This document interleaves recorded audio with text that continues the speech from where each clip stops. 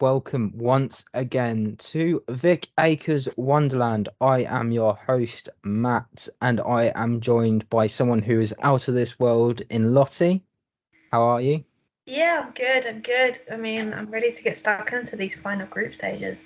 I mean, it's been a bit of a rest day today, as it is Friday for us in the UK, and it was very weird not watching football with my breakfast this morning. It was very, very weird. I actually had to do some work today. It does feel weird, though. There's no football on, but then again, if you are a football fan, maybe tonight's your night because there is the championship that's going on at the moment between Southampton and Sheffield Wednesday. But that's a talk for something totally different. And I need to talk about my other co-host, Adam. Hello. How are you? I'm well, thanks. And well, thanks. It feels like we've been doing these Road to Stadium Australia group stage reviews for quite some time, but this is the last one we're going to the last 16 after this. I quite enjoyed the day off of football because you can't have Christmas every day. You need to have a bit of respite. This is the deep breath before the plunge of the knockout rounds, and I think once we go over the group stage stuff, there's some really interesting fixtures coming up, so can't wait for that. So where better to start than trying to remember which letter comes next first? Group F. Yes, that's a good place to start. Thank you. And we had the Panama pandemonium against France. And I don't know about you two, but this game was nobody. I don't think anyone expected to be up there in terms of the amount of goals that was scored. They could put it down as a 9-goal thriller in the end. But just your thoughts in general on the game, and we'll go into the goals separately. It was stupid. Do you know what? I had to watch this game back. Like I saw that score, I was like, no, I've got to find out what chaos erupted from this game, because Panama hadn't scored that many goals in a tournament before, and I had to go and see these goals. I didn't look at who scored or anything. I was like, no, I've got to watch this back. So, but what a game! It was stupid. It was bonkers. It was a game that had sort of no right to be this way, because this should have been just France's sort of send off for the group. They were in pole position. They'd beaten Brazil. They'd done the hard work.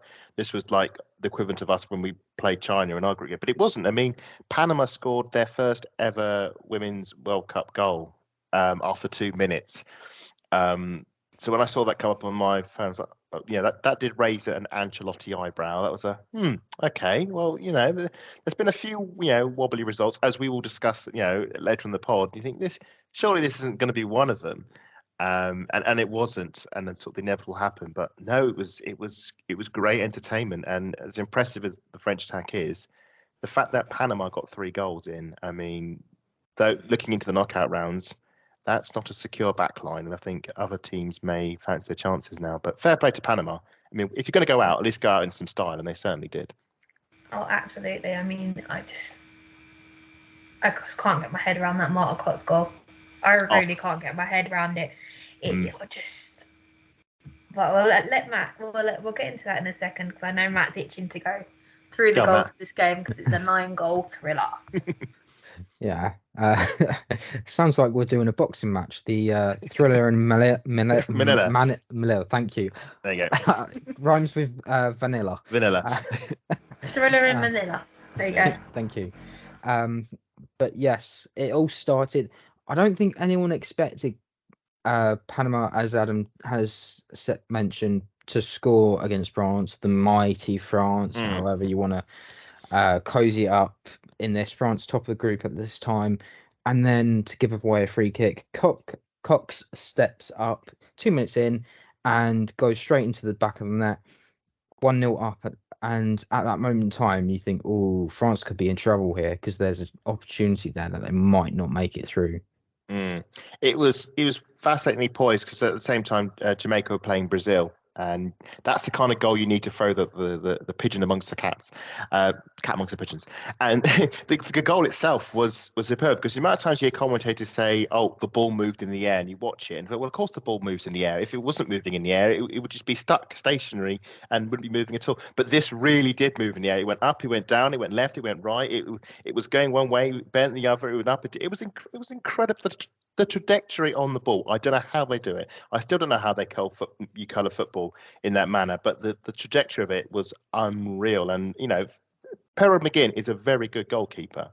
She plays at Juventus and played against Champions League. Very good goalkeeper, and she had absolutely no chance whatsoever. It was curled into the side netting. I mean, it's a fair shout for goal of the tournament. And we should say this in this tournament, there have been a lot of really good goals.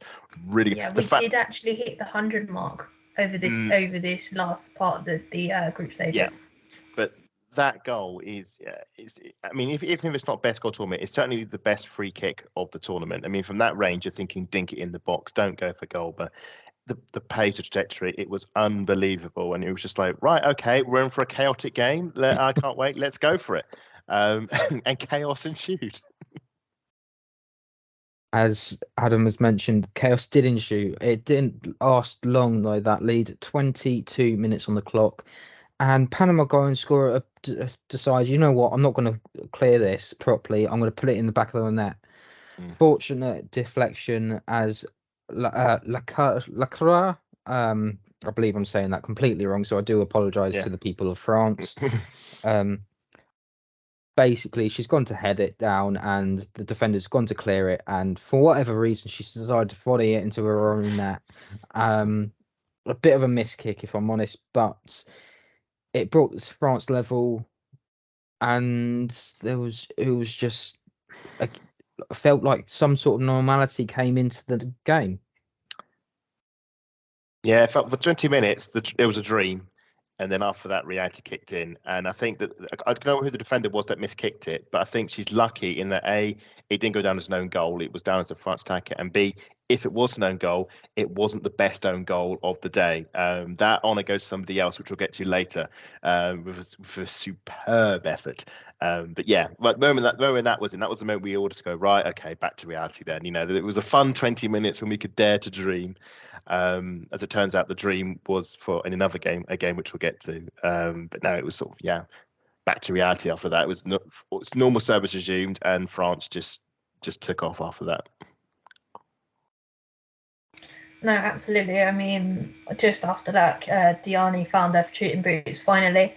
I did feel like those wonderful blue braids she's got weren't a very good sign after last year's Euros, but they were slightly lighter blue this time round. But her goal at 28 minutes was just a simple right foot shot straight at close range into the top right corner. That's just a typical Diani goal if Delphine Cascarino and Marie Antoinette Katato were there. So it's really nice to see her scoring and back up and running again. Just a bit of advance on that. Diani then had a penalty as well that she converted to make it 3-1. So Diani with a brace at that point, Adam. Yeah, no, she's taking leading the French charge. I was just looking back to see the actual goal itself. This is what we've been waiting for France to take off, and the injuries they suffered in attack. They needed somebody to, as I said in the last pod, a talisman, shall we say, an icon that they can sort of get behind to drive attack forward. And Diani, I mean, visually impressive, and football wise equally so. She's definitely lit up the tournament with a hat trick, albeit it's 2 penalties. I mean, penalty merchants and all that, but you got to score them, and certain star players in this World Cup have failed from the spot, shall we say. So no, fair play to her. Hopefully this is if France are going to do well, I think Diani is going to be key to it. No, absolutely. I mean, she's only been playing through the middle for a season. But it was just, well, when I actually read that somewhere, I was like, okay, this is going to be interesting, because I don't watch a lot of French football. I keep an eye on it, but I don't put loads of effort into watch it, because I'm watching the WSL and I'm watching the men's over here, and that's a lot of football as it is. It's not an excuse that I shouldn't try. to be fair. But it's interesting to see her play through the middle rather than on the wings. That's for sure. I mean, I think she's got a lot more to offer for the round of 16 too. Well, the position changes remind me a bit of the whole Ellen White thing. There was the Ellen White struggle with England for so many years until Phil Neville, and the only thing I'll give him credit for, basically told her, no, just stay in the middle. Just stay in the middle of the goal and, we'll find you. And 2019, she was amazing. And maybe it's something similar to Diani, where it's just, no, you stay in the middle. You are our, penalty box poacher. We'll find you. And it's clearly working. So just after Diani found her shooting boots, Leah Lee Garrick decided to get in on the act. She scores straight from across. Diani then gets another penalty for the hat-trick and making it 5-1. Panama hit back through a Yomina penalty. Now, this was an interesting... Yes, just before you make that counter, that is the first interesting of this podcast. How interesting. 3. So, there we go. So, Piazon went to take the first penalty. The referee hadn't blown the whistle.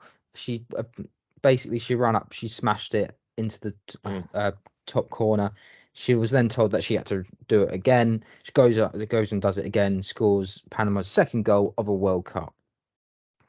Yeah, thank goodness she scored it. I remember back in 2006, I think we had a penalty shootout against Portugal, and I've never understood what on earth happened. Jamie Carragher takes a penalty and scores it, and it's like, oh no, the keeper wasn't ready. I thought, well, hang on a minute, what's the keeper been doing all this time? And lo and behold, he saves the retake.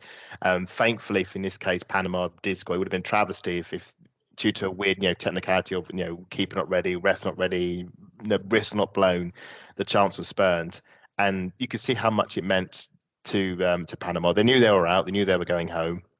But they are making memories. I think one of the things we said in our preview pods with a lot of these debutant teams is that you don't want to go to the World Cup and come away with nothing. You have to have something to take home, whether it be a goal, whether it be a point, a win, or in the case of Vietnam saving a penalty against the USA. There has to be something that you can take. And in this case, Panama got 3 great moments to cherish, to take home, and obviously this being the second one.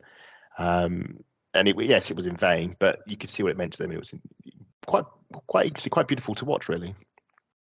Conseno heads home after the ball hits the crossbar to make it, to get Panama's 3rd goal of the tournament. Now, it was a lot of chaos in amongst that, but it was.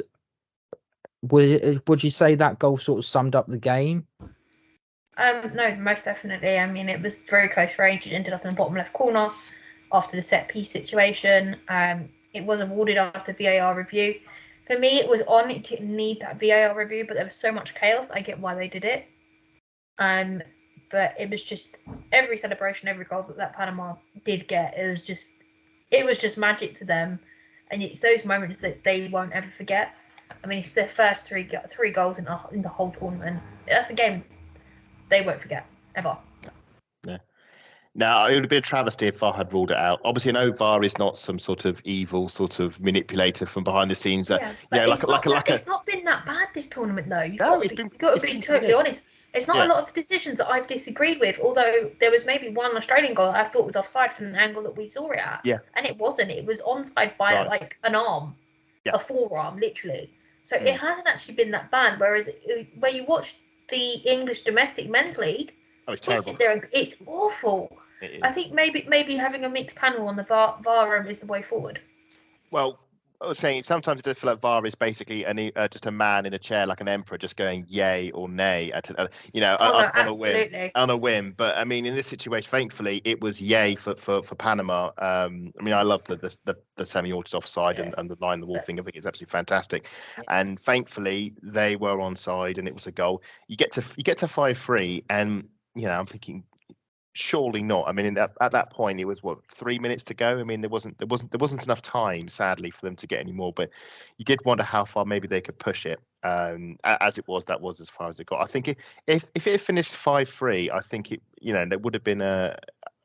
It's very Sunday League to say win the second half, but Panama would have done that. and you think maybe that would have been almost a positive way to go out on, but obviously it wasn't the case. Yeah, the French did have the last word in the end, but no, it just, again, as I said before, the scenes when the third goal went in, it was just brilliant to watch. You just wanted them to score more. You just wanted to push it even further, and sadly they couldn't. Oh no, absolutely. You want that underdog fairy story like Group H, which we will get to later. But spoilers. That's the sort of thing you want in a World Cup, and I'm absolutely loving it. Just to let everyone know, the last goal was scored by Vicky Becchio in the last couple of minutes of the game. I think everyone has summed up that game really well, and unless anyone's got any other comments on Vicky Becchio scoring that last goal. It's just, I think I think it's her first goal of the tournament, isn't it? Yeah. And it's right-footed shot after a cross from Eve Perisset. Yeah, it was almost just sort of the icing on the cake, just sort of rounded off the ridiculous nature of the game. It was 100th minute it was scored in, thanks to the extra long injury time we're getting. Can we just a quick sort of sense test? Are we all happy with the extra long added time, injury time? Actually, you know what? The amount of time wasting I've actually seen in this tournament, I'm not surprised it's that long. Yeah, I'm not even joking. Like the way the Moroccans and the Colombians time wasted in that last game, ridiculous. Would you be for it for the Premier League to play an extra 10 minutes at Old Trafford to try and hang on for a 1-0 win? If I'm standing in the stands, hell yes. Well, in the away stand, not the home stand. Yeah, that's right. I was going to say, no, I'm all for more football, and yeah, it's very frustrating when you see time wasting subs and time wasting actions, and then you get only 3 minutes of added time. Although one wonders how the Euro final might have played out if after all those antics in the corner. Imagine if all that time wasted shenanigans in the corner, and they said, right, 10 minutes of added time, everyone. I don't think we would have coped. I really don't think we would have. I would have probably been in my seat, just sort of hidden behind my. I think Lottie would have probably had to slap me awake when the whistle went. If I'm honest. Do you not remember my reaction in that game? I was sitting up, looking out for my fingers.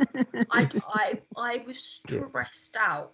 My hands was like, I took my hands away from my face at one point. My hands were like shaking. This is gonna happen, sort of thing. But we're not there yet. Most frustrating 5 minutes of my life, if I'm honest. You expect all they're doing is going to the corner, but they could have gone and grabbed another one. Now I love watching on from the other end of the pitch and just seeing, like, I knew there were shenanigans in the corner, and I was absolutely loving it. And I've got it on tape, and I can watch. It's the best 5 minutes of football you can watch on TV, knowing the result and just sort of laugh at it. It's absolutely incredible.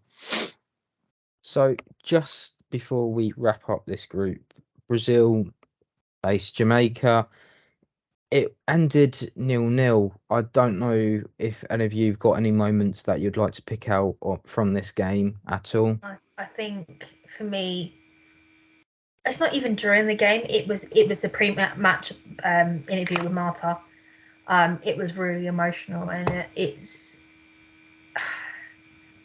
was a case of when she was growing up, she didn't have women to sit there and inspire her and be that inspiration to go and play football. She had to be that for other women, because she looked to the men of the footballing world, because that's all there was at that time.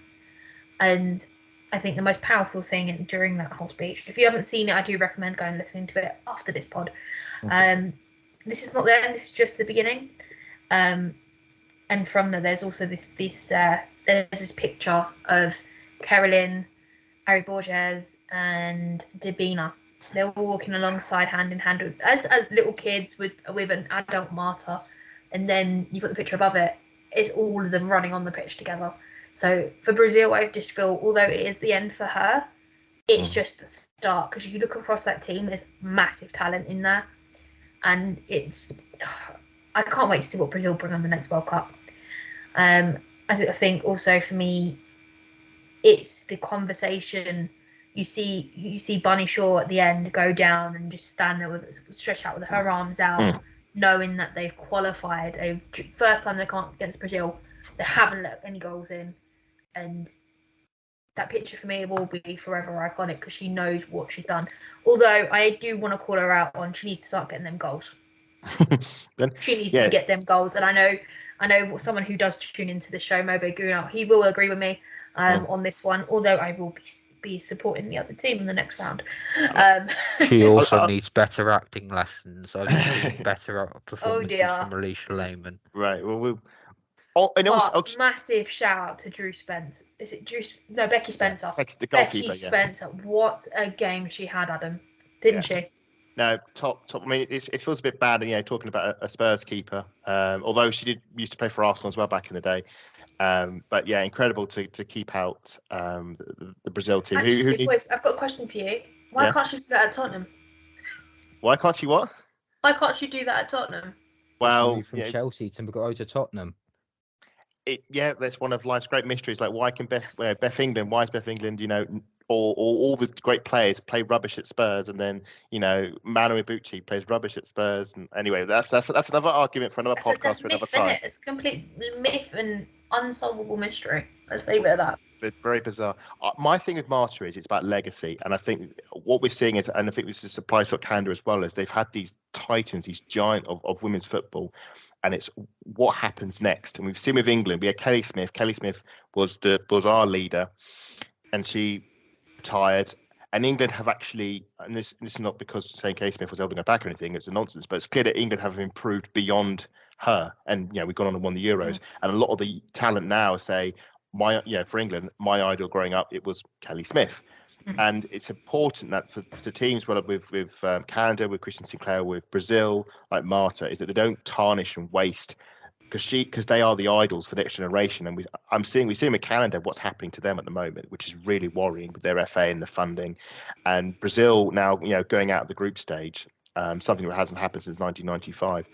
You do worry if these teams are gonna blow the opportunity they have and go backwards. It's really, really worrying to watch.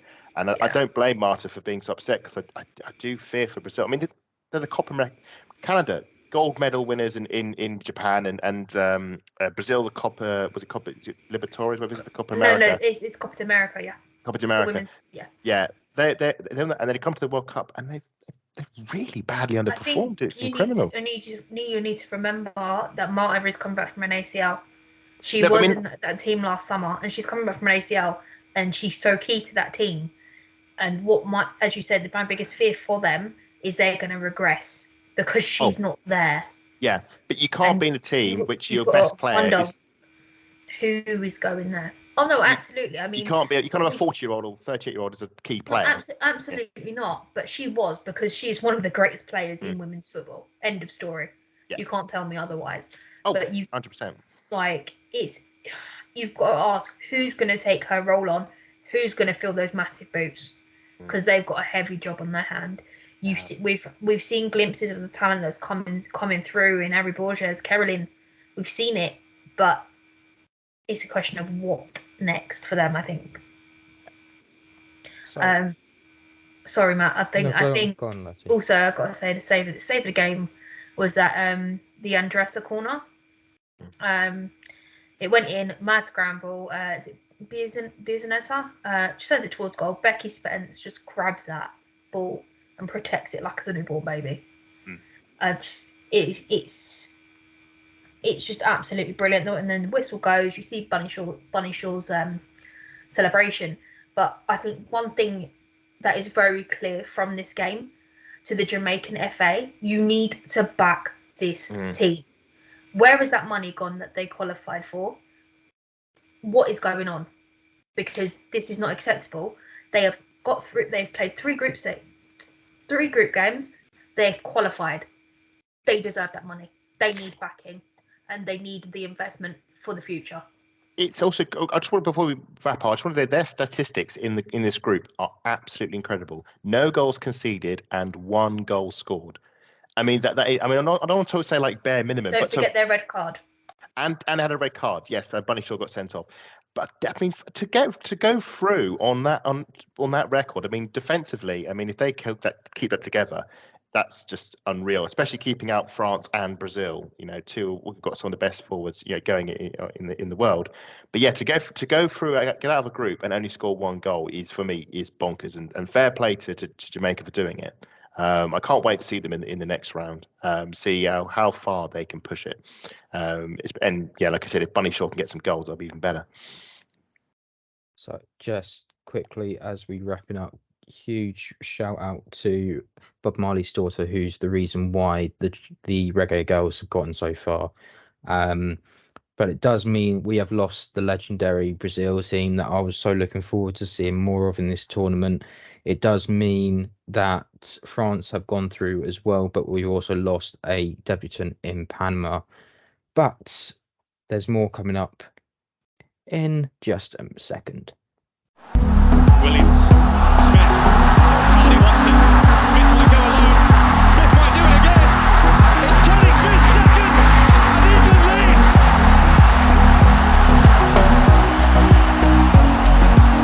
And welcome back. I hope you enjoyed that break. Group G is up next, and that has meant so much because we get to see our super Swedes on and off the pitch, and that includes our super Jonas Ivel. He knows exactly what we need. Manda unfortunately did not score in this game. It was Rebecca Blomkhuis with a header, and then Jakobsen crossing into the box on the 66th minute, and then Ellen Rubenson with a penalty in the 90th minute. Just Sweden doing what they needed to do. There's a reason they have done so well at Olympics and then semi-finalists into the Euros. Just how do you think that game was just overall? Routine win. Sweden are obviously one of the top seeds. They've always been a good team that never seems to sort of win. Obviously got to the final of the Olympics and fell short, and we gave them a bit of a battering at Bramall Lane last summer. But I've been really impressed with Sweden. It just seems to have clicked into gear, and they're really playing to their strengths, which is crosses, aerial, set pieces. Disappointed Amanda didn't go on the score sheet. I think probably she needs to buck her up dears if she wants to win that golden boot. Needs to start getting up for the corners more. But yeah, routine win for Sweden, and I think we can all say a disappointing World Cup for Argentina, just the 1 point. Again, which was a two goal comeback against South Africa. So shouldn't credit too much, but I think we probably expected a bit more from them. But no, Sweden roll on, top the group, 9 points out of 9, which is very impressive. And I believe they have the USA next, which is going to be very interesting. Obviously, they played in the Olympics I think a few summers ago and beat them 3-0 back then. So yeah, they are quite scary, quite efficient, very defensively strong. I'm very intrigued to see what happens next. Guessing Adam's taken all the good points from you, Lottie. So I think we'll move on. South Africa 3 and Italy 2 was the other game in this group. I don't think anyone was expecting this. We'll just start with Caruso scoring the penalty on the 11th minute. Yeah, it was. I think it was a foul on the edge of the box. Was it? I believe it was a. Yes. Yeah, very marginal. Yeah, I think I had Italy down. I don't know why I put any faith in Italy, because they were very disappointing at the last Euros, and they, not being that great in this one. They got battered 5-0 by Sweden, but they were the team I thought was going to come second behind Sweden, and they got the penalty early on. You think, okay, we're off and we're away. South Africa had been quite an interesting team. Is that they'd led in the last 2 games, and in both games they chucked the win away. Sweden, I can sort of understand, but the way they went 2-0 up against Argentina, playing incredible football, and you said they're the AFCON champions as well. They are the best team in Africa, and they chucked that away, and you just felt this was one stepping away from them. And I did think when Italy got that lead, you think, okay, yeah, it's just gonna roll on, but it didn't quite happen that way. We saw next. We're talking about own goals in the previous section. Probably the best one of the stupidest, greatest own goals of the tournament so far. How do you throw away a 1-0 lead and just score in your own net? I'm still trying to work out how Benedetta also did that. But it kind of just sparked South Africa back to life, I think. I mean, 1-0 down is not the end of the story, but it kind of gave them something to fight for. it was a really, really bizarre moment. The only thing I can compare it to is an own goal in the men's game. I think it was Kieran Trippier or something when in Chelsea, and he passed the ball, just casually passed the ball past his own keeper and into the back of the net and at Stamford Bridge. It was very, very funny. But yeah, it was just really weird to watch. Just the goalkeeper and the defender not communicating at all. It was so casual, and it just sort of, the game, I think, in the second half just completely flipped on that. South Africa, I think, got some confidence out of it. And this Italy team, I mean, they are brittle beyond belief. And I think they really did panic when they realised actually there's a real chance of going out there. And in the second half, I think it was Magia got the goal. Very good pass and move, no cross tap in. And at that point, I think South Africa had leapfrogged them, and they were the ones set to go through. And you probably say, based on the way they come back into it, they were good value for it. So as Adam has mentioned, the South African second goal, Haida Magia on the 67th minute, Castellana placed the ball through after drifting into the central area of the edge of the box, and Haida Magia just lashes it and it goes straight through. And then it wasn't over because Caruso scores once again. There was actually a potential offside on this because Caruso, who actually went for the header, it's come up, but it's Girelli. Girelli actually heads it. Sorry, I'm getting confused by the players, and it's Caruso who's actually offside. And it's touched the thigh. So just to put it in perspective, it was almost like it was a free kick, but the South Africans decided against I think it was where the penalty spot was. It's around that sort of area where the line was originally, and I don't know what the plan was, but for whatever reason, Caruso just pokes it home with a thigh in around I'd say about 3 yards. It would maybe even less. Sort of bundled in. Yeah, and I don't know how she's managed to get the goal and how VAR haven't ruled that off for offside. I think even the commentators were confused about that one.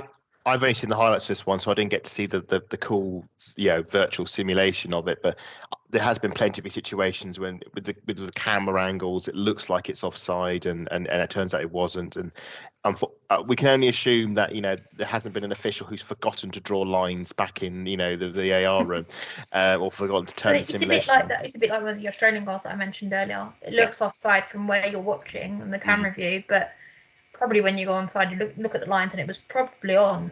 I think I saw the animation for that, and I can agree with that. I think it was it was onside, but it was a bit of an odd one for sure.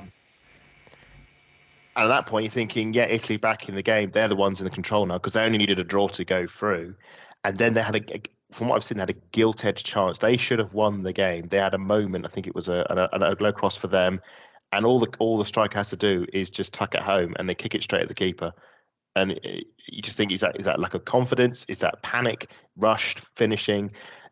I just feel like the whole Italy team was sort of built on sort of a shape, like a pack of cards made out of glass on a fault line of an earthquake, and it just felt like any touch, any nudge, the whole thing is going to collapse. And you get to 90 minutes, and you're thinking, just got to get through the other time, and then their whole world fell apart. Yes, it was Athemba Catalana scoring with Magia assisting. So it was very much like the Chuckle Brothers. Oh, you assisted me. Now I have to assist you. Assist you, yeah. A simple pass, and Catalana just taps it home. South Africa danced their way through to the last 16. Yeah. I think if you were to go back, did any of us expect that? I don't think any of us were expecting South Africa to do that. Absolutely not. I mean, there's is it two African nations that qualified? Nigeria and South Africa, isn't it? Morocco. No, it's three. Yes. Spoilers. Absolute spoilers. Do you know what? I keep forgetting because when you look at Morocco, I think someone classed them as Arab, and I'm like, hang on a minute, they're on the African continent. No, I mean, I think this is the first time we've had three nations from the continent of Africa that have actually qualified. And you know what? I'm all here for it because the South Africans and the Nigerians, they just bring the energy in the absolute vibes, the dancing, the singing, and it's something different to what everybody else does. I mean, you see all the celebrations and all that kind of stuff, but the South Africans, the way they get on and off the bus. I mean, at one point, you see them dancing and singing the bus, and the Italy bus is just looking down at them. I don't know if you guys have seen the footage, but it's very bitter faces, and they're just all happy and they're dancing, and it's something I do enjoy as a sort of like smaller part of the World Cup, if that makes sense. No, you want that culture and the celebrations, and a fair play to South Africa. Like I said, they'd led in their previous two matches. Obviously, they led in this one. They've been struggling to hold on to a lead. But thank goodness they got the win this time around. I think it's their first ever win at a Women's World Cup. What a way to do it! What dramatic circumstances. They go through. I think it's the Netherlands. They play next. That's going to be interesting. I'm taking Matt's lines now. I'm taking his catchphrase annoyingly. It's rubbed off on me. I'm all for African nations getting through. For too long in these sort of World Cups, they've been the sort of the 3-point bankers to a lot of the European teams. But it's so good to see them being successful, getting through the group stage. I mean, we're going to talk about another one in a minute, which is massive. But yeah, South Africa, thrilled to bits to them, and it also highlights the failings of the teams on our continent. Italy, we keep talking about they had a great World Cup 4 years ago, and they have not built on it at all. They have gone so far backwards, it's unreal. They've poor Euros, poor World Cup, and there is talent there, and it's been so badly underutilized. And yeah, they go home, and rightly so. If there was one thing to take away for the Italians, the fact that they were again so close, they seem to be very misplaced. Bonaceo was basically, I felt, one of the players that just stood out for so long because she was the one trying to do things, but no one was being able to help her out a little bit. I mean, Caruso scoring 3 goals in the tournament and that not being enough. You look at Girelli, another player that's had to come off the bench to make impacts. It just seems like the tactics didn't really work for the Italians on this occasion, and to get it so wrong, is it an embarrassment? Yes. No, it's embarrassing. I mean, Italy have aspirations to be better. I mean, they did better in 2019, and they have heritage in women's football. They were running women's, international tournaments before the Euros and the World Cup became a thing. And I'm sure the team expected to do better than a third place finish. And like you said, they should aspire to be better. The way they played in some of these games, I mean, the 5-0 loss to Sweden, that's just defensively unforgivable. And then, to crash out in this manner, they would have expected to have got through the group. And I think there will be, if Italy have serious aspirations to be better, they'll have to start looking in-house and looking at how they're running their women's team and who's running their women's team and managing women's team. And I think changes need to be done because it's not good enough at the moment. And on that note, we will be back shortly.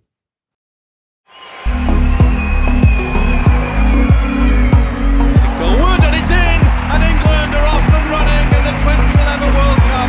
It's Farrell Williams with goal number 1. I hope you enjoyed that break.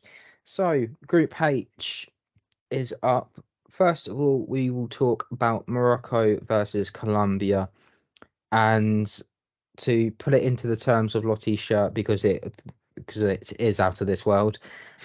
It was one of those games that you just, for those audio listeners, she is giggling. But it was one of those games that was so bizarre and had some fantastic moments. And Colombia just didn't want to give up that loss, did they, at the end of it? No, absolutely not. They just kept going wave after wave after wave after wave. And that's the kind of thing you want to see. You're only 1-0 down, so it's all to play for. And this is why I've really enjoyed watching Colombian football. It's just elite ball. I've actually kind of went out of my way to watch them because a very good friend of ours, Jamie, she actually suggested it. So I was like, I've got to go and check this team out. And I've literally fallen in love with their football. I'm like, I looked at Adidas's like limited edition collection, and I saw that shirt, and I was like, yeah, I got to buy the shirt. So I've got the shirt. I've got Linda Caicedo on the back. I love the way she plays football. She's 18 years old, and to do 3 World Cups in 12 months and beat ovarian cancer and play the way she is right now, absolutely incredible human being all round. She's one of the first massive intercontinental jumps to transfer over into Spain. It helps that she speaks the language. She was on Emma Hayes' radar for a little while, but she let her go. I bet she's kicking herself right now. But yeah, no, it was a really, really good game. I mean, the goal came from Anissa Lamari. Apologies if I pronounced that wrong. Yeah. Right foot shot from very close range, bottom right corner, and straight into the back of Colombia's net. And pretty much from there, it was pop the buzz. And I think the stress I was under, hoping that they wouldn't score, was going against every fibre of my mental being, because if they'd have scored, a certain other team would have gone through and I wouldn't be able to have a party after this game. And it was just, it's the magic of the World Cup. I can't explain it, but that is the best way to explain it. I mean, Adam, what did you think of this second half? I mean, it was bonkers. I mean, the whole game was bonkers. I mean, Colombia were, if you play that game another 9 or 10 times, Colombia win that game. They were dominant. They were playing the better football. They had the better chances, but they conceded a stupid penalty. Literally, with the last, well, I say not quite the last game, but it was 45 plus 4 minutes. So 49th minute, yeah. So it was right at the end of the first half. A shove in the box. Morocco plays the deck. Penalty. Saves it. But they're able to work the rebound in, and I think there was a slight debate over, was it a encroachment? It wasn't. Thankfully, Morocco got their goal, and it was a fascinating time to score, because as the other game we will talk about in a minute, the result there had just changed, and it looked like that Germany were in a preferable position, and then the Morocco goal scores, and suddenly it's flipped back all over again. And yeah, the second half, I mean, I was on my lunch break when this game was happening. So I was expecting, well, firstly, I was expecting Colombia to win because they'd won their last 2 games and it looked very good, especially against Germany. It looked great against Germany. So the fact that Morocco had scored had kind of hit me for 6. But also the other result at the same time. So I'm thinking, right, okay, as Lottie's thinking, right, I need Colombia to not score. I need Morocco to win. And I need and you need South Korea to park that bus. Yeah, absolutely. And Park literally, the player, did just that, as we'll get to later. But for Morocco, it's an amazing moment. And as we'll get to moments, the big moment for me was at the end when they were all gathered around the centre circle. They'd done all they can do. They'd held Colombia out by hook or by crook. Colombia had hit the post. I think the keeper made a brilliant tip over the bar. It looked like I think it was Caicedo. I think she was offside anyway. Wouldn't have counted. But it was a superb save, and it was just Morocco lost their opening game 6-0 to Germany. I can't. Do you know what? The irony in it? Yes. Is the icing on the cake for me. I know. You beat us 6-0, but you're not going through. How do you feel? I watched the highlights of that earlier today, and I watched that game back, and you think, if you were to take somebody who knew nothing about the whole World Cup and everything, you just stick in a room and watch that game, and you said, right, pick a team. One of those teams is going to go out of the group, and one of the teams is going to go qualify from the group. One of them's going home. You'd never pick Morocco, because Germany just looked Germany, and Morocco just looked out of their depth. I think the best part of this was the expectation that they've owned that group. And it's this kind of story, Matt, that is what we want. This is what, as neutral fans of this group, maybe not so much me at this point. Not quite neutral. This is what we want, and it's just enthralling. I think it's one of the best group stage days that I've had, albeit the last one. Before we move on to the round of 16, it was one of the best ones. I mean, I think the moment for me, it's throughout this whole tournament, it's got to be the Asset Ashola taking her shirt off. It's going to be another iconic moment, like Chloe Kelly in last year's Euros. I mean, the backlash on social media was pretty bad, but you know what? Who cares? If she wanted to do that after scoring, good on her. It's football, and this is the moments we live for. And that moment is going to, in maybe even as early as next year, it's going to be iconic because of the way she scored that goal. We still have another game left. It's the one we've all been waiting for. It's the one The one where, for those audio listeners, Lottie is having a party for one right now. Absolutely. The best result of this whole tournament. Germany have gone home. Because of that, it meant Germany went home. And I think if we don't let her talk, she is going to be very annoyed. So, of all the people to score, bear in mind that within the first 20 seconds, who's on that? I haven't written it down, unfortunately. The youngest player of the tournament, and playing up front for the first time, she came on substitute. She nearly scored within the first opening minute. Casey Fair.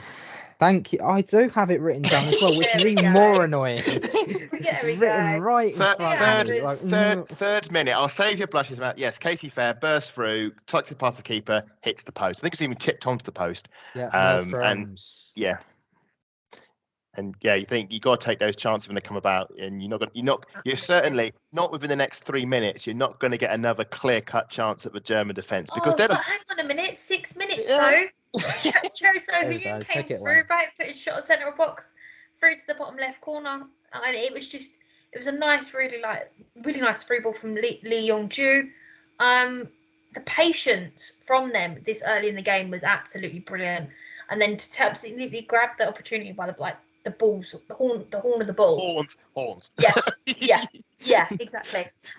It's the combination play between the midfielders and the wonderful slip pass, the German defence.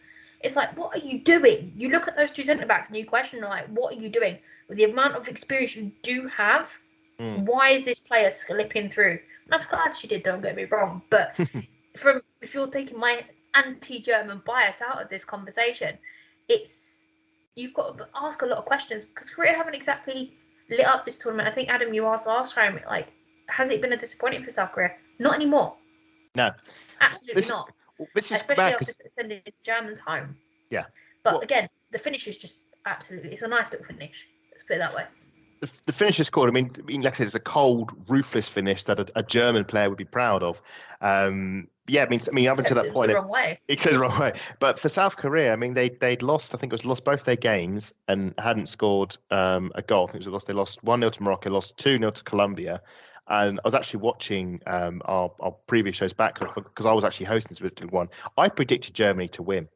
I predicted Germany to win. We all predicted Germany to top the group. But you look at that group on paper. You expect the Germans to win. I expect the wealth and the goalkeeping, the defenders and the midfield. Experience. We're basically playing Wolfsburg.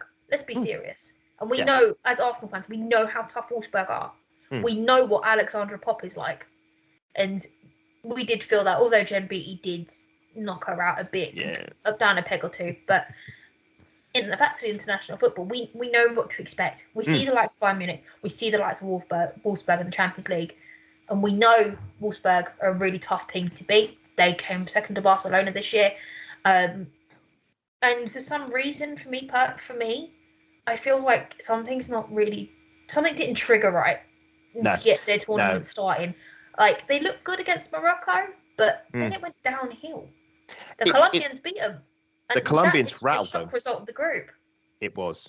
I'll say one of the two shock results, the other being that a South Korean side who hadn't scored a goal, hadn't won a game, scored a goal and put in an incredible defensive performance to see the game. Pop obviously got her goal eventually, and he did. Yeah. I saw, again, this is one I was half following, and I saw South Korea lead, and again, the Ancelotti eyebrow goes up when you see that, and then you realise that Germany still haven't scored, and then they pinch one just before half-time, you think, okay, here we go again, and I was careful not to try and tweet anything to put, to jinx it, and then, it's just the whole World Cup. I said in the preview, and I got it wrong. He said, if they start badly in the friendlies, they'll do well in the tournament. But no, they haven't. They've carried that through. We go back to that earlier. I think it was Zambia, the friendly. They lost 3-2, and we all had a bit of a chuckle over it. But they've not kicked on, and it's really, really, really strange. And I do wonder.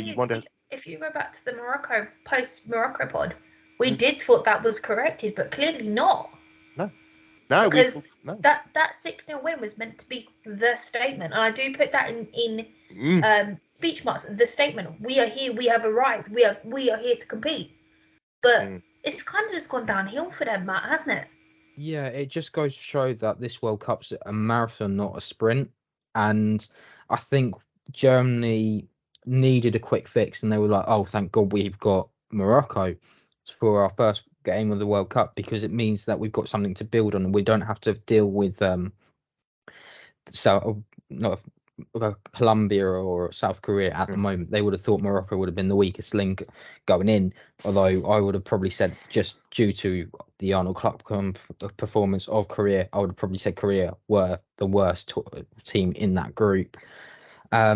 Germany have had their issues on and off the pitch. Let's just put this right. Basically, injuries have filled that issues of the fullbacks.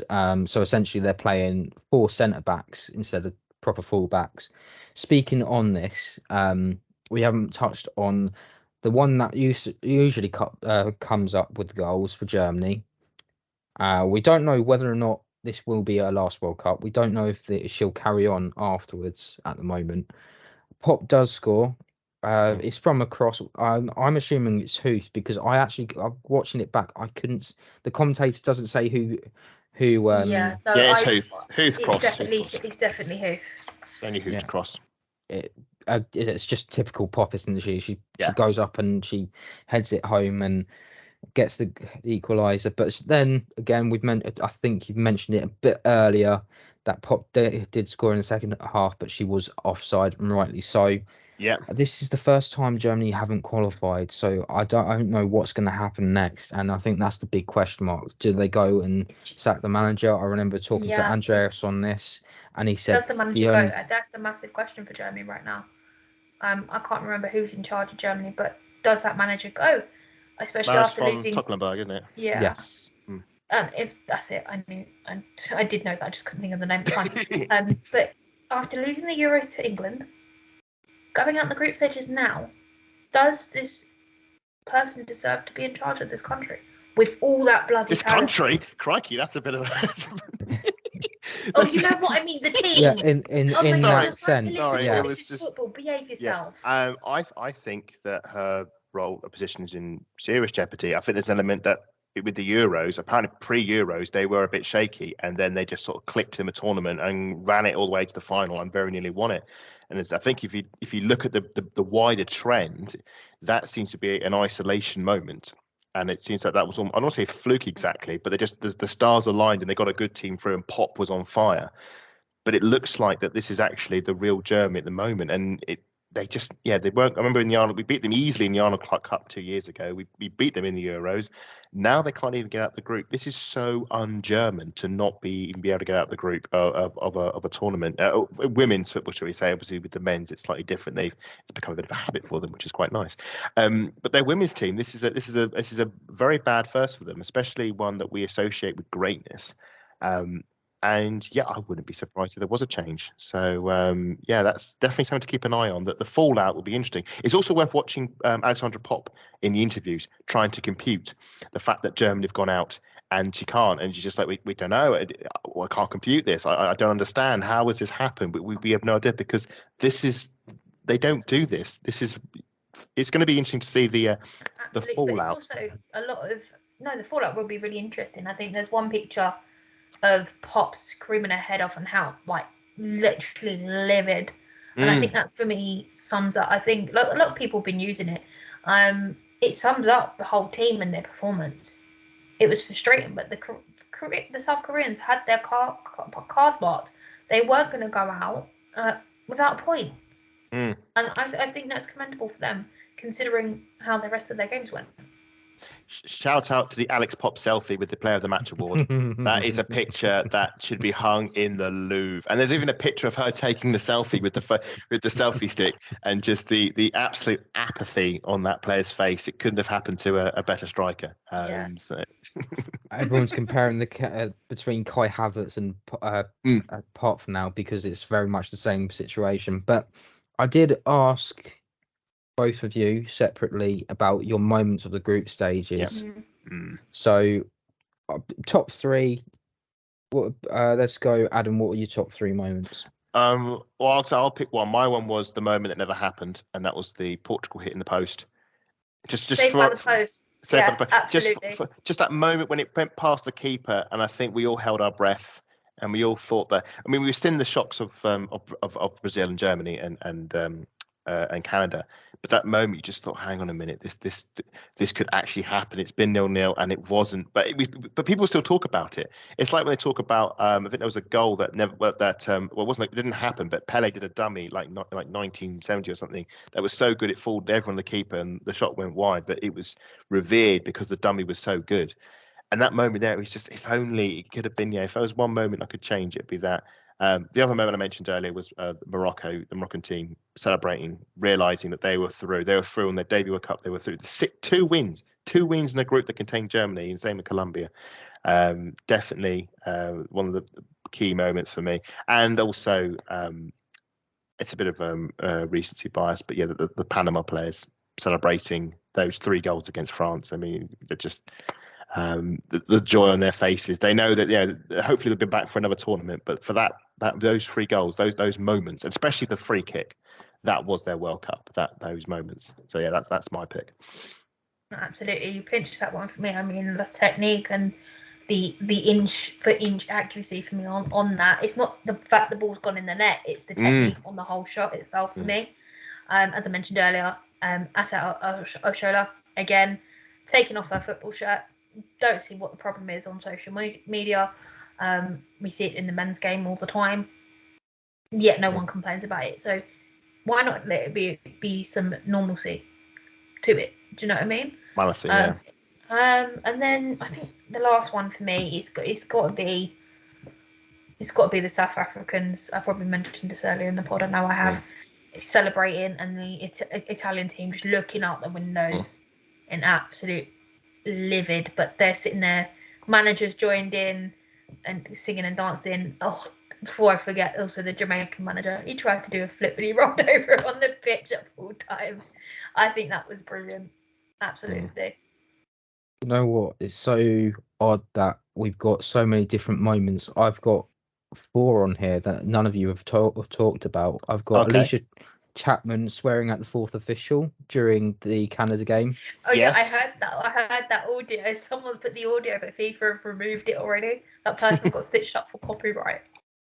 For those that don't know, Clara Bull made a nice little crochet of a koala, named it Waru. They were carrying it around with them, and unfortunately it didn't have that effect that they were quite hoping for. Ali Riley, in that interview after the Auckland shooting, showing her nails and the support for the LGBT plus community during the win against Norway. After the game so much has gone on. I forgot about that moment. I forgot about the nails. I absolutely love that. I absolutely love that. It's a case of you can stop me wearing my armband, but you can't stop me from painting my nails. I was going to say that the fact that New Zealand won their first ever, men or women, won the first ever World Cup game, that moment, but the moment is that after, it's not just a win, it's that moment with the nails. Absolutely. I mean, first goals, first points. I think for everyone who's got that, all absolute massive history-making moments. That's for sure. Especially the 3 African teams that have qualified. The history is going to continue to build now. The other moment that I'm just going to add out there, if anyone else has any more, Nuhalia Banzing becoming the first ever World Cup appearance as an Islamic player to wear the headscarf. I'm not going to hijab. I'm refusing to say the right name because I'll say it incorrectly and I'll get slaughtered for it. So thank you for correcting me. No, it's fine. It happens. Do you know what I mean? It's just the case it happens. I mean, you guys kind of get words out for me when my starter kicks in. Although it's not always there, it does kick in, and you guys always seem to know what I'm trying to say, which is fantastic. So honestly, don't panic about it. Any other moments for anyone? I mean, there's just some superb goals. I mean, shout out for Thunderdonk's swim cap, which became a bit of a meme and became did the rounds on the odd pictures and the shirts. On the shirts, yeah, that did the round. I mean, they say it's a brilliant goals. I mean, Lauren James. I'm thinking heartbreaking moments, some of the sadder moments of a tournament.